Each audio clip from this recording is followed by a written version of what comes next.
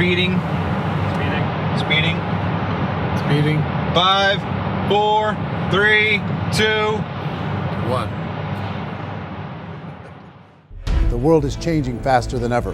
What used to take decades is now taking years or even months. What you see right now is the illusion that people have had for many decades about the workplace being this secure place to work the rest of your life. For the first time in the history of our nation, our children will not do as well as us. We've seen our friends get laid off, we've been laid off, we've had our pay cut. People are overworked and underpaid. They seem to have less time and less freedom. They live under constant pressure. This is going to be forced.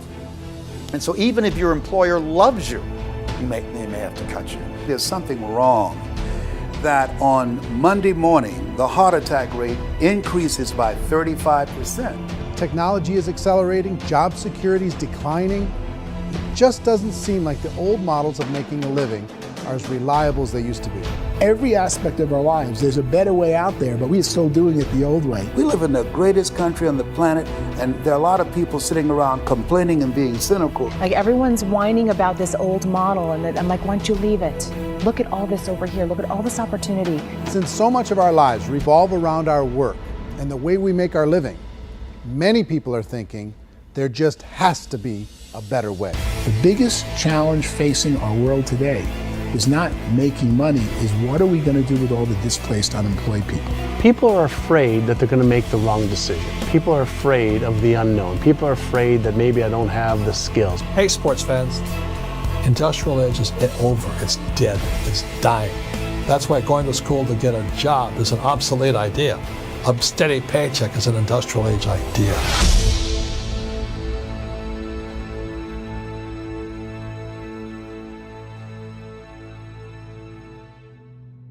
It's the search for answers that has brought us here together today. My name is Eric Worre, and for almost 30 years I've been an entrepreneur, struggling at times, but ultimately succeeding.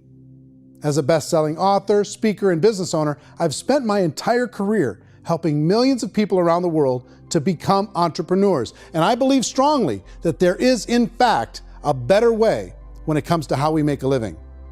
The career landscape has changed dramatically, and many are still working in a model that is completely out of date. What worked for previous generations isn't working as well for people today. In this film, we're going to explore 3 important questions.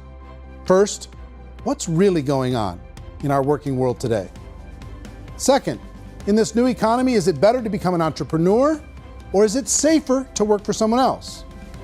And third, if a person decides to become an entrepreneur and start their own business, how can they do it without taking on massive risk? To help in this journey, I've brought together some of the greatest experts and thought leaders in the field of entrepreneurship to share the real facts with you.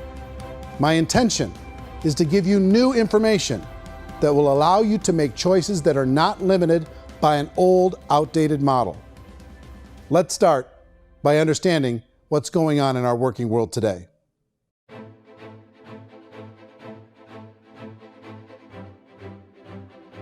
Let's look at unemployment. 30–40% of the people are honestly not working, but would be working. What our government does is if you haven't found a job in 6 months, we don't call you unemployed. We pretend you dropped out of the labor force. I've often said that unemployment, particularly structural unemployment, that's unemployment due to technological changes, is the first sign of economic growth. Think of it, 10 people live on an island. They go out every day and fish. One day, new technology shows up. A missionary brings them a net. Now, using the net, one pilots the boat, one throws the net. 2 fishermen can do all the work 10 used to. That's a 500% increase in productivity, 2 doing the work of 10, in one day. You don't have to learn a lot to learn how to throw a net instead of throw a fishing line. The island's got a big problem, 80% unemployment. But the island still has all the wealth of the fish because the 2 people produce as much fish as 10 did. Now, of course, looking back in history, these changes used to take thousands of years. And during that time, we went into farming and transportation. Some of us became doctors and some teachers and lawyers, and we developed all these new professions and new manufacturing jobs. Today, these changes are occurring literally in one day when a new technological advance occurs, and we don't have the social structures to deal with it or to retrain the unemployed people. So one of the things that I think is interesting as I travel across the country and really travel around the world is the way that we work and the way we get paid for work is changing pretty dramatically. On a global basis, everything is being turned upside down because of the rapidly advancing technologies. They are eliminating many jobs, and we have been left with many people not prepared for the jobs that exist. A lot of demand in public companies was to squeeze out all the fat and to get just as much margin as we possibly could, and fat equals humans. So this idea of job security in information age is so obsolete, but it's still taught inside our school system, and that's where the problem starts. There's no financial education in school system, and people are still trained to be employees who work for that paycheck. This is a chart on the middle class. What's happening in the middle class, those that went to school, their incomes have been coming down for years. And parents still say to their kids, go to school, get a job. Now what happens to all those middle class people who are dropping off the ends of the chart? Well, they become what's called working poor. And this is what happens to working poor. But they say poverty is ending.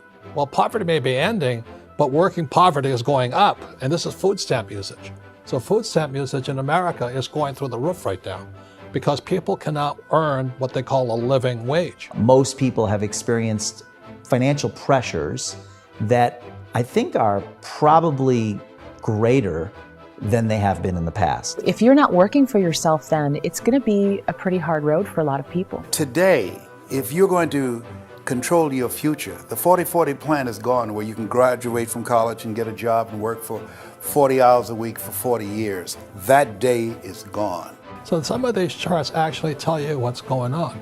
And this is a really interesting one. You know, people are going back to school because if I go back to school, I'll get a nice job. But this is what's happening to, it's called Sallie Mae, which is the student loan guys. Student loan is going through the roof. It's now over $1 trillion, and student loan debt is worse than credit card debt. So when people stopped using credit card, the government got people into student loan debt. And the problem with student loan debt is you can never be forgiven. See, with credit card debt, you can declare bankruptcy and all's forgiven. But student loan debt, you can declare bankruptcy, you still owe it. It's the worst of all debt. But this is the next picture. Look at this chart here. This is what's happening to wages of college graduates. It's going down. So you go to college, you rack up all this debt, but you earn less money. Now, that's not that intelligent. Average person who's been working a lifetime in America today is ending their lifetime at 65 with about $41,000 in assets. They earned just enough to survive. I think in the United States we have something like 17 trillion in debt. That's just the federal government debt. We got another 2 in municipal and in other, let's call it almost 20 trillion government. We've got 40 trillion in private debt. That comes up to close to 60 trillion. When you then add something we never had before, what you were talking about, when we look at the unfunded portion of Social Security and primarily Medicare, Medicaid, that, at the most conservative estimates from outside firms, Kleiner Perkins, 67 trillion and growing. That's more than all our other debt. There's less conservative estimates that say it's 84 trillion or higher. I added up conservatively $127 trillion in total debt. Debt is a financial drug. When you take it to excess, it's like taking a drug. Yeah, it makes you feel better, it enhances your performance, but at a huge cost, eventually it kills you. And so that's what happens. We keep doing more and more debt, and you get less and less results, just like a drug, until the debt gets so high that it crushes the whole system. That's where we're at, 8.2 times GDP. You know who I feel sorry for? I feel sorry for the person who dreads going to work, who is sick to their stomach on Monday morning, who hates their alarm clock, who gets a little glimmer of hope on a Wednesday because it's hump day and says, thank God it's Friday. And they live for those 2 days a week where they get to be themselves and they don't have to be around people they don't like, and they don't have to play the political game in the office, and they don't have to live this half life. The person that works 50 weeks a year just to be able to have the 2 weeks for vacation. And you know what happens to most of them nowadays? They don't have a vacation. They have a staycation. They have time off of work, but they don't get to go where they want to go because they're overextended. They've got all this debt. They got all this situation. They hate their alarm clock. They can't sleep until they're done. They have to spend most of their life in traffic. I feel sorry for that group of people because there's a better way. They just don't know it. I see this really interesting attempt at rugged individuality in a 6x8 rectangle. And I feel like you're all the same, except for the little push pins of the pictures. There's different pictures. Yours is named Jenny and his is named Sujara, but it's the same people. And this is how they are, and they're just like the zombies, and there's no joy in there, there's no fun. There's always like the wacky woman who decorates her cubicle, and that's the most she can do there. You got to give her credits, right? The wacky cubicle woman. The basis for their life is worry. I'm worried, you know, maybe I'll get fired. I'm worried maybe my company will go out of business. I'm worried I can't keep spinning the plates on paying the bills. I'm worried about how do I send my kids to college. I'm worried, what if the transmission of my car breaks? That's, you know, 2 or 3, I can't fix it. People live in a sea of worry, and it eats at them. Those signs that people held up during the Depression didn't say looking for gainful employment in a cubicle. It said looking for work. Work is what we're looking for. Job is just a unit of measurement. Work is what we're going after. It's time to look in the mirror and say, it's not the economy, it's my economy. It's my little world of where I am. I need to improve. I'm not going to wait for the economy to come back because frankly, the economy is doing great in this country. So I'm here on Wall Street, the financial center of the universe, the financial capital of the world. This is where most people's money goes to at least be held for a time, right? With interest rates in banks being effectively zero, and many experts are predicting it's going to stay at zero for the next 10, 20, even 30 years, people feel like they don't have any choice but to put their future into equities, to put their future into the hands of other people on this stock market, and hope that the stock market goes up, hope that the stocks that their advisors pick or that they pick goes up. That's one way to go, I guess. It's my personal belief that if you put your future into the hands of yourself, in other words, you have earning power by yourself, I think you're a better investment than these guys. I think you controlling your future is a better option than handing over your retirement to these guys. The average household income in the United States is approximately $50,000 a year, what they call the middle class. To reach the top 25% of income earners, you'd need to earn at least $90,000 a year. To reach the top 10% would be a household income of $140,000, the top 5%, $190,000, and to be in the top 1%, you'd need a combined household income of at least $380,000 a year. So here's the question. What do you think would give you the best chance to move up and get to the top 10%, the top 5%, the top 1% or beyond? In my opinion, and in the opinion of many, many experts, the answer is to become an entrepreneur, to become your own boss. I think you have to be a business owner. I can't, the only time I ever say to someone it'd be great to be an employee is when they've already told me they've surrendered. I only tell people who are wounded spiritually that they should be an employee. And it's that feeling that you get when you pick up the backpack off the little Cub Scout and say, "Don't worry, little guy, we'll get you back to the camp." You know, it is in no way a kindness when I tell someone they'd be a great employee. The other status symbol really increasingly is lifestyle. I mean, people can own their own business, maybe even work out of their house. That, I tell you, people admire that. Like, gosh, I wish I could do that. The spirit of the entrepreneur is to be a risk taker and to be resourceful and unstoppable and to have a vision of yourself beyond where you are and not willing to settle for life as it is. Think about the great entrepreneurs. They're visionary.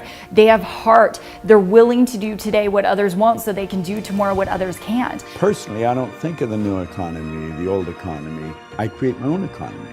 The entrepreneur's in control. I decide what the economy is going to be like. In the world of entrepreneurship, there are no limits. You can make as much as you want, depending on how much you want to work and how smart you are and how great a team you put together. There's no more lifetime rewarding business than being an entrepreneur. Why in America, where anyone could be anything, would people want to give up their freedom and become effectively a modern-day slave, told shut up and be here every morning at 7:30, leave at 5:30, and do what I tell you? If people decide to become an entrepreneur and work for themselves, they have some traditional options, but they're riskier than you might think. Any kind of a retail business, retail build-outs, is extremely expensive. Even just these small little yogurt stores where they're putting little yogurt machines and you get all the different flavors, you're spending $200,000, $300,000, $400,000 to open a yogurt shop. I would love to buy a Dunkin' Donuts, but it's $500,000 or so to start. I don't quite have that just in case money. Risk you can lose it all, and most guys do 2 or 3 times, and even big guys like Branson, because I'm such a fan of his, half his companies don't work. If you make $1 million, your problems are going to go. If you make $1 billion, your problem's really going to go. Just the opposite. You and I know when you're making $1 million, you get $1 million responsibilities. You make $1 billion, you got 1,000 times $1 million responsibilities. And most people say, I'd love to be my own boss. 70% of Americans would love to be their own boss, according to recent polls. But they don't know how to get there. Because what are you going to do? One, you could buy an existing business. If somebody's selling an existing business, you have to ask why. Usually because it's probably hard. It's probably not making as much money as they hope. 2, they could buy a franchise. A little less risk, proven system, but it's expensive to be able to do that. 3, they could start something from scratch. And that's where a lot of people feel like, I don't have the chops to do it. I don't have the money. I don't have the product idea. I don't have the expertise. I don't have whatever it's going to take to be able to get there, and I can't risk my family to do it. So, 4th, they could become an investor. A lot of people in this town invest to try and figure out a way, but you got to be pretty smart with that game too, right? Venture capitalists, who are the very best and most sophisticated in investing in new breakthrough businesses, make it on 1 out of 11. That means 10 out of 11 are mediocre or fail. Most of them fail. That's the risk there. An angel investor is lucky to get 1 out of 15 or 20. A business is a team sport. Like, I have to have accountants, I have to have engineers, I have to have system designers, I have to have sales, marketing, I have to have accounting, I have to have mission statements, I have to have legal and all that. The average Joe Schmo, even me, I go out there, I don't have the skills to put a business together. I think the bottom line for the 4 traditional options is they take money, sometimes a lot of it. They take expertise, and they take time. All of that adds up to just too much risk for most people. I bought a business from somebody else and it was a lot of work. And you start wondering, what did I just buy? Because I guess ultimately I own your email list and I just overpaid for it. People that start their own business, they spend a lot of money, they spend a lot of time, a lot of effort to get things started. And the more you invest on the upfront, the harder you typically work at it. I can tell you what the success rate is of a restaurant. What is it? They're crazy enough. About 90% of them fail. About 90%, in how quickly? Year or less. Wow. And if we're talking non-franchise, we're talking franchise, Sure. That's totally different. Yeah. But our students aren't getting franchise restaurants. You got to invest big money. Exactly. And with someone like McDonald's, you've had to work with the company for a long period of time, really know the To even have a business. chance at investing $1 Even million. have a chance, and it's a slim chance. What if there was a way that you had all the proven aspects, the comfort aspects, and you could still control your own life? What if there was both? In other words, you didn't have to create everything from scratch. You didn't have to be a super leader. All you had to do, what if there was a proven product already? You didn't have to create the product. And there's a proven system already, proven training already. Everything except an employer. That was the only thing that you didn't have. Do you think more people would be open to working for themselves in that environment?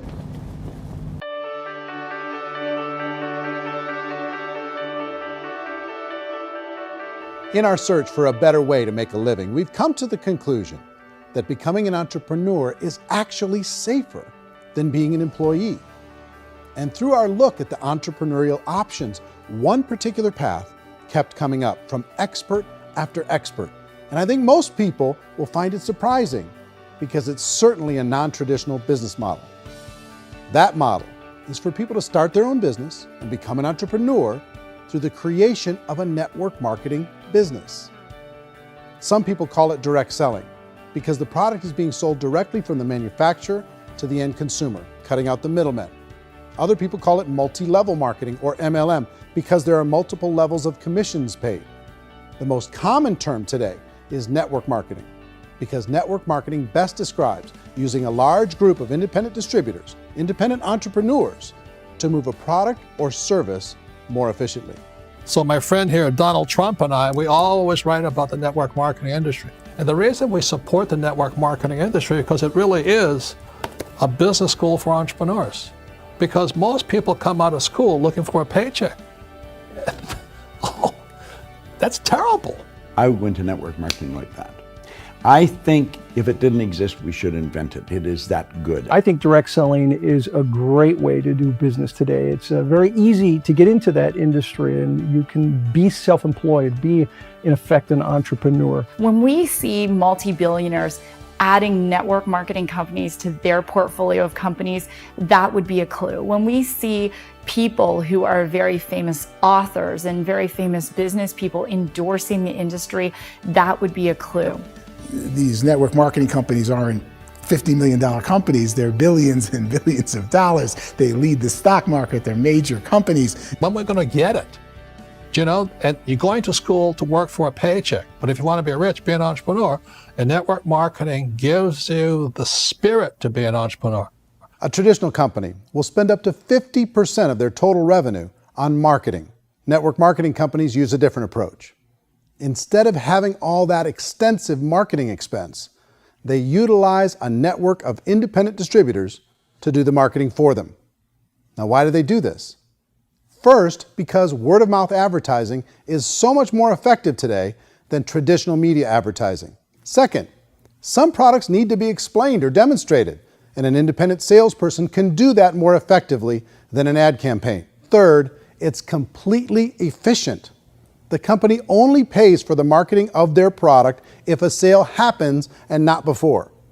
Imagine if Amazon allowed you to become an independent distributor and paid out 40% of its revenue to that distributor group.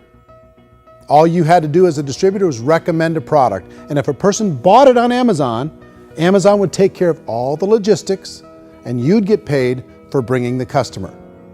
Now imagine you got paid for every purchase that customer made for the rest of their lives. Well, Amazon doesn't offer this option, but network marketing companies do. 85% of all buying decisions in our society are made as a result of word of mouth or reputation. We're recommending things to each other all the time. You know, who's your dentist? Who's your doctor? Who's your lawyer? What detergent, are you using? What legal system are you using? What product are you using? We're talking to each other about the things that we love anyway. When you go into a big box retailer, you're lucky if the clerk looks you in the eye, much less gives you any detailed or accurate information about what you're purchasing. So of course, this personal information, this education coming from a friend, a neighbor, a relative, or even a stranger, but one who has experience with the product is extraordinarily valuable. As a matter of fact, network marketing can educate consumers probably better than any other form of marketing. It certainly can do better than advertising, because advertising usually has a certain hype to it and you can only get limited information. So, network marketing trumps advertising. If you were a typical sales company and you wanted to sell $1 million a month worth of product, you might go find 100 superstar salespeople. The quota would be $10,000 a month. So network marketing as a distribution system just flips the numbers. So we use 10,000 happy, raving fans of a particular product, and we don't concern ourselves so much with how much product each one of them individually sells. If they sell just $100 or $200 a month, and there's 10,000 of them, you're selling $1 million to $2 million a month worth of product. And that's the best way I can explain how network marketing works. This is the marketing arm of the company. There's not money being wasted on bricks and mortar. There's not money being wasted on inventory that's sitting stagnant somewhere. There's not of employees standing around that don't have customers. These are people that are going to connect with customers. These companies allow people to become independent distributors for extremely low cost and with no minimum time or sales quota. Essentially, they own their own business and can provide as much or as little sales as they choose. In other words, the distributor gets all the benefits of traditional business ownership without the risk. The advantage of network marketing is the ease of entry, the low risk, and the low startup cost, because almost everything else has very high risk. You can get in for a minimal investment. You're buying into a system that's already been proven, products or services that have been proven to work. The keys to network marketing is providing an opportunity for the masses to get involved, providing an opportunity for the average person who doesn't have the resources to start their own business. All of this so far is fairly straightforward, but network marketing offers another benefit, and it's this benefit that makes it so interesting for entrepreneurs. Network marketing allows a distributor to build their own network of other distributors and then compensates them on the sales created by that entire group. Direct selling is, at its base, very simple. It's the sale of a product or service to an individual on a face-to-face, one-on-one basis, just the way we're talking right now.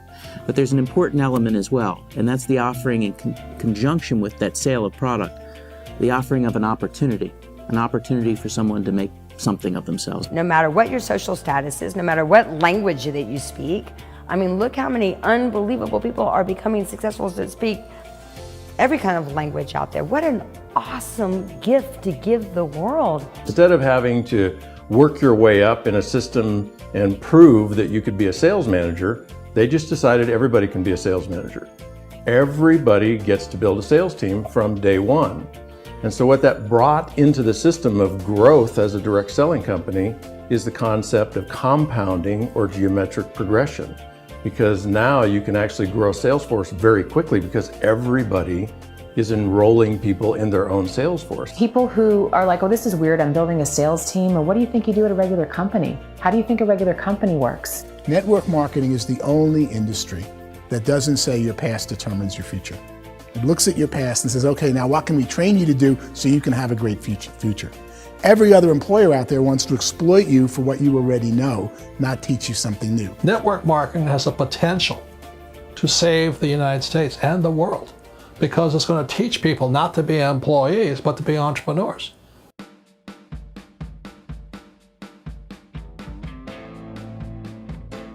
According to the Direct Selling Association, if you add up all the network marketing companies around the world, they combine to do over $178 billion a year in retail sales. To give you an idea of how big that really is, the NFL, the National Football League, does approximately $9 billion a year. The music industry does a little more than $16 billion a year, and the movie industry does about $80 billion a year. Using a conservative average, network marketing companies pay their distributors about 40% of that $178 billion in the form of commissions, which adds up to more than $71 billion a year. That's almost $6 billion a month. It's almost $200 million in commissions every single day. So it's certainly working, and people are making serious money in network marketing. With the growth of the direct selling industry over the last 10, 15, 20 years, we've seen a broader understanding of the channel. We have seen more and more people getting involved in the business, so our penetration in the marketplace has increased, and thus the understanding in the marketplace of who we are has increased. And we've seen non-direct selling companies look at the direct selling model and say, something's going on there. People are making money, companies are being profitable, individuals are being motivated, product is being delivered to market. Maybe we should explore this. Some people think only the people at the top make money. Well, let's take a look at that as well. In the network marketing profession, there are roughly 500 people in the world who earn over $1 million a year. If you round that number up to $2 million a year, that adds up to about $1 billion a year. That takes the $71 billion paid out each year down to $70 billion. So where does the rest of the money go? The vast majority goes to part-time people making anywhere from a few $100s a month to many thousands of dollars a month. It goes to people who choose to make it a full-time career move and earning even more than that. Every day, people are using the money they earn through network marketing to pay off debt, have more fun, and improve the quality of their lives. Everyone I know in network marketing has been doing that since the 50s. They go to work when they want to go to work. They stop working when they want to take time with their children to have a leisurely breakfast and discuss issues and drive them to school. They go back to work when they get home, wherever they're working out of. The biggest thing that I've seen is people that have become much happier in their life. MLM has probably made more millionaires of more people in more countries, and I've spoken to them in 67 countries, than any other single form of business, starting from nothing. If they have a choice between working a job for the next 10 years or working a network marketing business for the next 10 years, the result of working the network marketing business will be better. A lot of people within the industry go on and make this a career and do extremely well at it. Network marketing has been nothing but good for everyone I know that's been involved with it because they did it seriously and they played full out and they've been very successful. It's been a constant barrage of success stories and people showing off stuff that they got as a result of it. How many people are involved? Approximately 16 million Americans and 96 million people around the world are currently participating in network marketing. And in a recent poll, 82% of those people report a good, very good, or excellent experience with network marketing. So people are happy.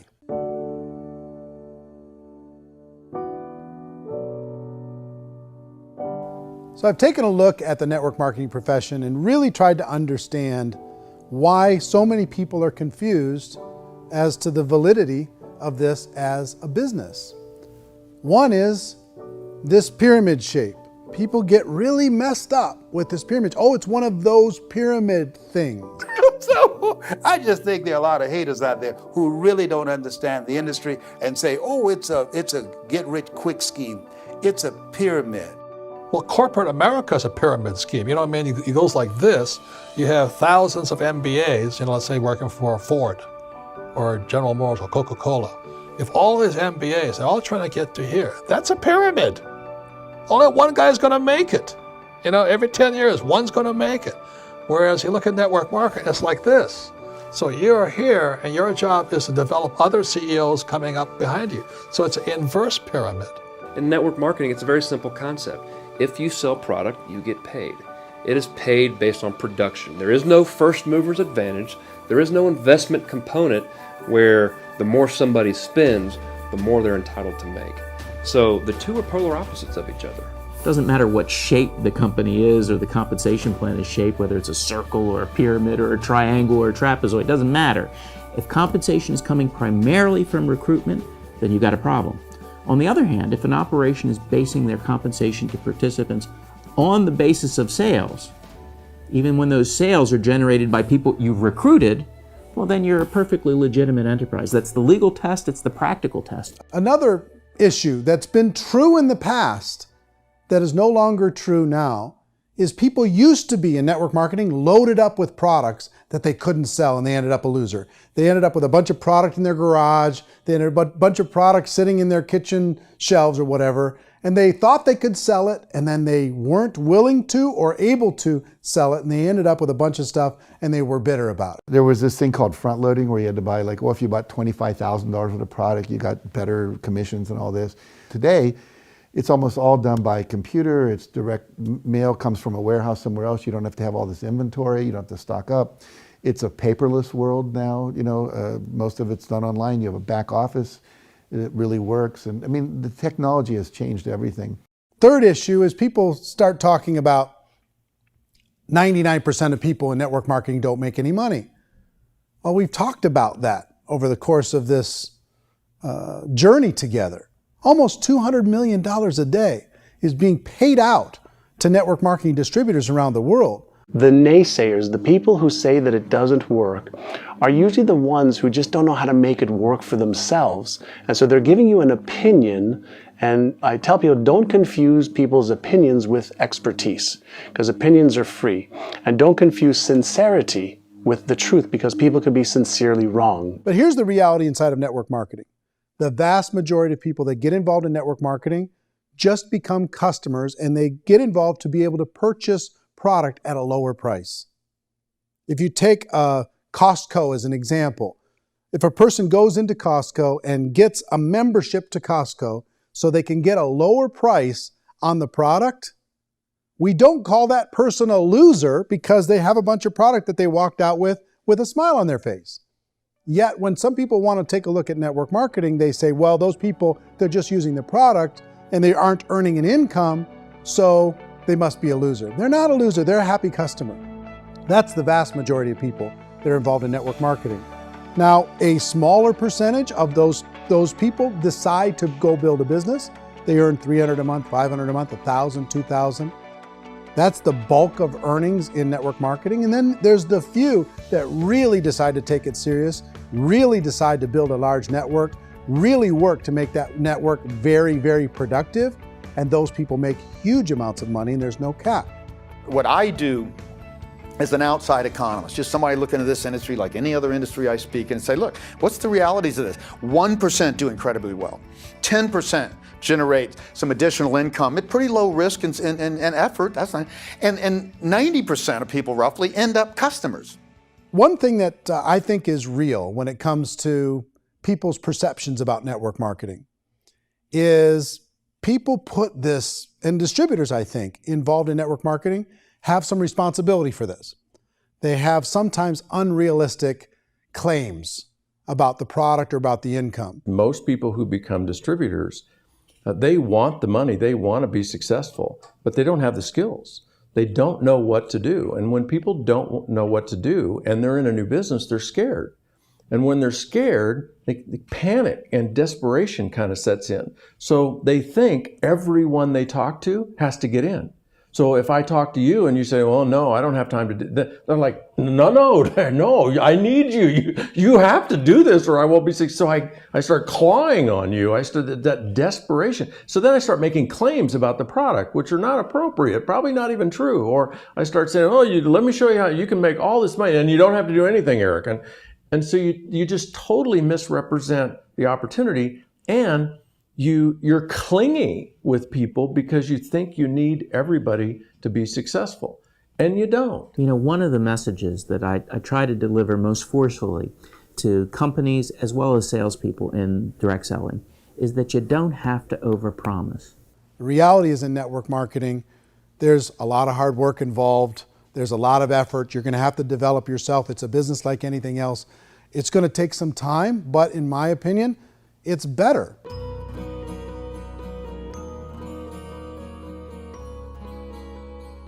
It's light years better for people starting today than it was even 5 years ago. I think it's more widely accepted now, and people understand it is a business. It is being an entrepreneur. It is being a business owner. Our belief system is based upon our evaluation of something. And frequently, if we reevaluate a situation, our belief about that situation will change. The industry has changed and it's grown up. It's totally transformed. You've got young people today that have grown up with social media, and they understand networks. They understand how people are connected through technology, and they understand how money flows through those networks.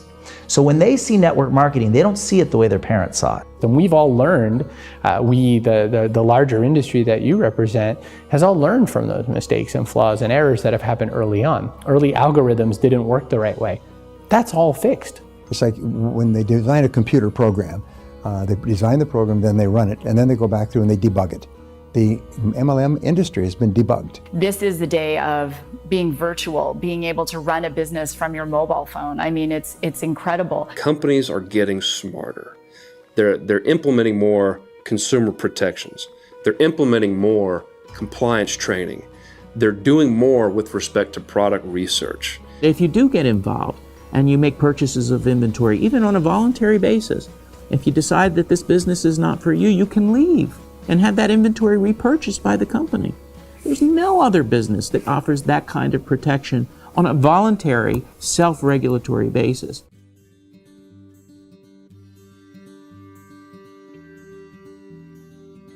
If you decide to look further into a network marketing business in order to generate more cash flow for your family, I would recommend reviewing the following 4 elements. First is the product or service. And on the product or service, I would ask 5 important questions. 1, do you like it? Is it something you would feel comfortable sharing with others? 2, is there a recognized need in the marketplace? It's hard to create a need if one isn't naturally there. 3rd, does the product meet that need? Does it solve a legitimate problem for consumers? And 4th, is it priced to sell? Can it compete in the marketplace? And 5th, is it priced for profit? Is there enough margin for the company and the distributor to be able to generate income for the long term? If you can answer the questions on the product to your satisfaction, the next element to consider is the company itself. Is it well run? Do you believe in the founders or the management team? Do you feel they have what it takes to go all the way? See, it doesn't matter how good the product is if the management can't take care of the company. Good management can change with the times. They can handle adversity. They can make good decisions. Make sure you choose a company that can serve you for a long time. The third element to consider is the compensation plan. And with that, there are 3 important things to look at. First, a brand new person needs to be able to generate some money fairly quickly. It may be an obvious reason, but you can probably imagine the ripple effect of a distributor getting involved and having even a small victory fast. That can only help with the overall success of the organization. Second, a person should be able to develop a moderate part-time income in a reasonable period of time. As they develop their network and as their sales grow, they should be able to enjoy more benefits. And third, for the people who are really serious, for those who decide to really go pro in the network marketing profession, there should be the possibility to make a serious full-time income if they work hard and are committed to developing their skills. If you're comfortable with the product, the company, and the compensation plan, the last thing you should look at is the support that will be made available to you. Does the company have a website? Does it have a solid online reporting tool? Do they have comprehensive training available? Do they host events to help you build your business? If you decide to do this, what kind of a support system can you plug into? Choosing a network marketing company is a personal decision. But evaluating the 4 elements of product, company, compensation plan, and support is a great place to start. Is the company promising that you're going to get rich quick or that you can make a lot of money without a lot of effort?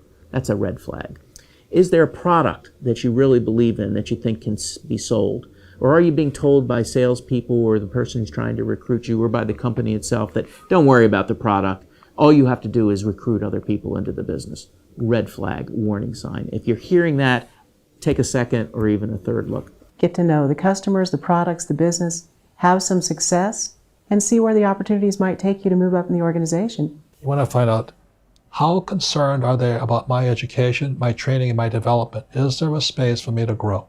Most important question. Learn everything that you can about the product. Make sure it's something that you believe in, and learn everything you can about the industry and work that system. You have to be very passionate about whatever that company is doing. I would get involved. You can always test drive anything, the product, the service, the community, and then lean into it a bit. If it feels good, then lean into it a lot. Behind me is the Lincoln Memorial. And this is a place where Martin Luther King Jr. had his famous "I Have a Dream" speech. And at that speech, he talked about his dream for equality for everyone around the world, and that's a noble dream. But I think more people need to remember what it was like when they were kids and the dream was still alive in them, before it got beaten out of them by reality, by this paycheck, by these responsibilities, and by having to live for this job to pay the bills. I think people need to remember that, go back to that.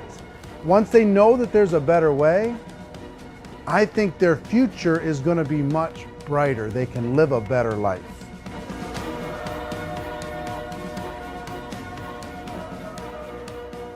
So if you're considering getting involved in a network marketing company, let me offer you just a few pieces of advice. First, network marketing isn't perfect. It's emotional, it's challenging. Like any entrepreneurial venture, it can have its up days and its down days. But if you have an entrepreneurial bone in your body, it's just better. Second, if you're gonna do it, decide to be professional. Decide to go pro. It's better to do that than just be this amateur sticking your toe in the water. Third, as any professional, you're gonna have to learn some new skills. And I promise you, inside of the network marketing profession, they're not too difficult to learn. Fourth, like anything worthwhile, it's gonna take some time. Don't expect that you're gonna get to the finish line right out of the gate. And fifth, it's worth it. It's worth it to be able to take charge of your life again. It's worth it to be able to control your own financial situation. It's worth it for the people you're going to be able to spend time with. It's worth it for the things you're going to be able to see and the experiences you're going to be able to experience. It's worth it for the causes you're going to be able to contribute to, the lives you're going to be able to touch, the customers you're going to be able to help, the friendships you're going to be able to develop. I promise you, it's worth it. Remember, most people are searching for answers just like you are. But I do have to tell you the catch to network marketing. If there is a catch, if you want to understand this from an emotional point of view, people say, well, it sounds too good to be true. It's not, it's hard work. But here's the catch. Most people still don't understand it. So you're going to have to endure the loss of social esteem from ignorant people. The uneducated will think less of you. Now, if you can handle that, you're on your way. If that's going to destroy you, you know what? Entrepreneurship in general probably isn't in your future. If you can face that catch, you can become unstoppable. I want everyone to really contemplate this if they're not in network marketing. You're in a job, you probably have a mortgage, you have rent, you have debt, whatever's going on. You're in a prison. You work just hard enough to keep them from firing you, and they pay you just enough to keep you from quitting. Come on! I've been there, done that, and bought that t-shirt. In network marketing, if you run into failure, it's really just a homework lesson for yourself. There's no one to blame. You really have no excuse not to be successful. You just don't. People don't want to hear that, but there's so much available to you. If you want to be a good network marketer, be a student to the people above you, be a fellow traveler to the people on the same level, and be a teacher to those below, and know when it's appropriate to do which. People who are not afraid of asking people to buy things, or not afraid of persuading people with the chance they may say no, these people own the future. Nothing happens until something moves. So you got to go move, you got to go do something, or nothing's going to change in your life. In the beginning, you're going to do a lot of things that you don't get paid for. But as you go down the road, you get paid for a lot of things that you don't do. And your job is rehabilitate the spirit, the entrepreneur spirit in all of us. Get it back. Either give it a strong yes or a strong no, but no wishy-washy, dilly-dally stuff in the middle. There's dreams and there are nightmares, but I believe that the biggest nightmare of all is when you don't pursue your dream. You're going to see some monumental growth in this profession. It's an exciting, exciting time to be involved with the network marketing profession. The next 10 years, I see just exponential growth. When that tipping point comes, it's not a matter of asking somebody, have you ever heard about network marketing?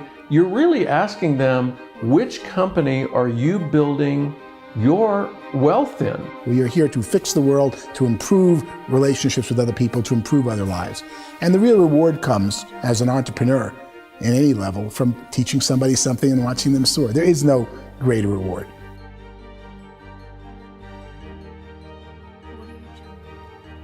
Life's too short to spend it living someone else's dream instead of your own.